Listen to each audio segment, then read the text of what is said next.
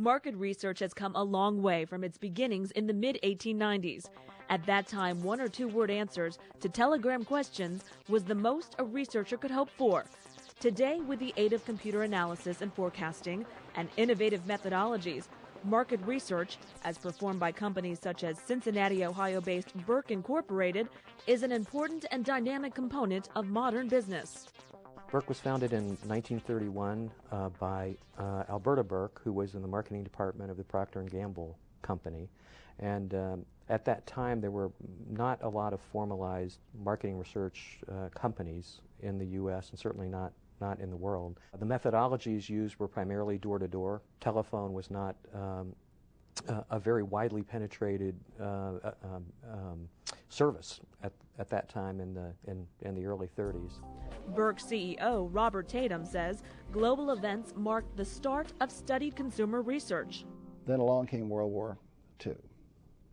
World War II saw the opening up of the psychological side of research. Burke's methodologies evolved with new media technology.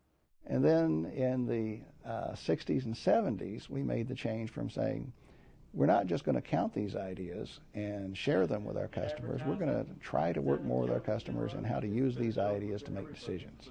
In the 80s and 90s, we started developing processes that we could use to work with a client and say, what's your basic decision you're making? What kind of information would let you make that decision? So it's a long path from head counting in the 1920s or the telegrams in 1895, 96 to what we're trying to do today. We are trying to find creative ways to reach the customers, and so we are going to methods of phone interviewing and web interviewing and multi-mode methods to try to address some of those. Burke perfected a revised type of analytical strategy to help clients pinpoint their exact needs.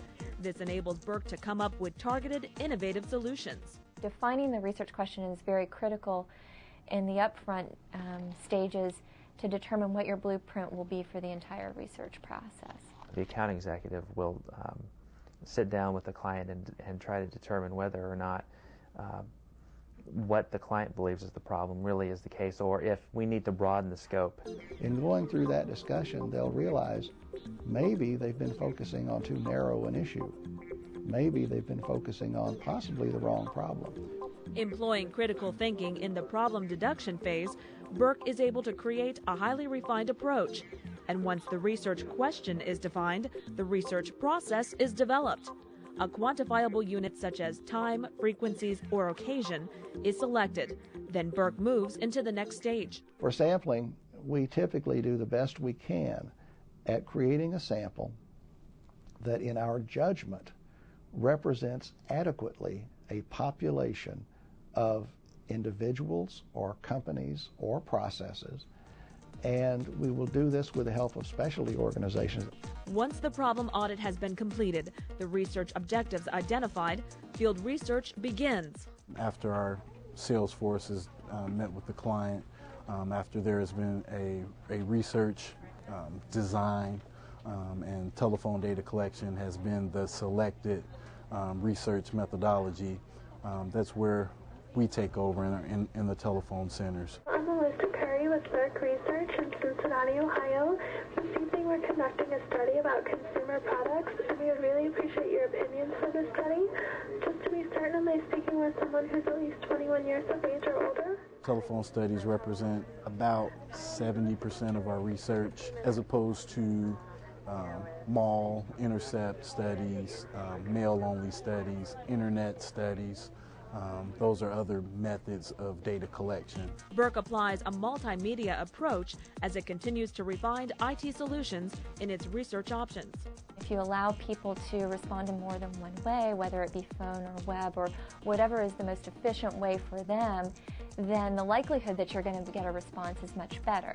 This ease in interactivity serves to increase the number of study participants and measurably cut the time required to process the collected data. The internet enables us to pass sample information automatically without having to rely on paper and rely on paper records directly from the database over to the survey that gets collected. And so as a result of that, that saves time. Burke's high-speed paperless computing turns large amounts of raw field data into sorted and organized, meaningful data.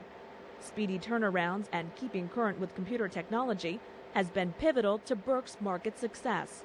Clients need the information much faster than they seem to in the past. Decisions need to be made much more quickly than they were in the past, and companies need to move faster than they did in the past. A key component of Burke's computer-assisted approach to real-time research is its digital dashboard. Through Digital Dashboard, not only do we have the ability to push our results out to our clients when the project is finished, but we also have the ability to show them the data as it's being collected. What you're looking at is seeing information broken out into different groups. You might see information by total respondents, and then you might see information broken out by males and females, or broken out by businesses of fewer than 100 employees versus businesses who have more than 100 employees.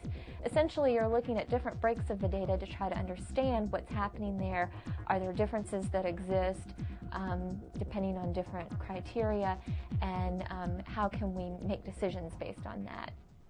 Still following a tailored research continuum, once data is collected, sorted, and analyzed, the next phase to fold in is the tabulation, sorting, and study, which helps Burke yield a macro-analysis report to present.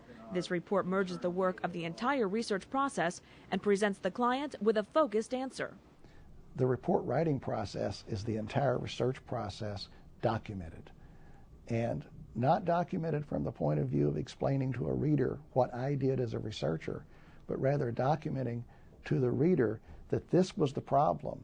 Here's the way a decision is going to be made, and here's the information that helps make the decision, and yes, here's the decision, because we collected this information, and here's what it leads to.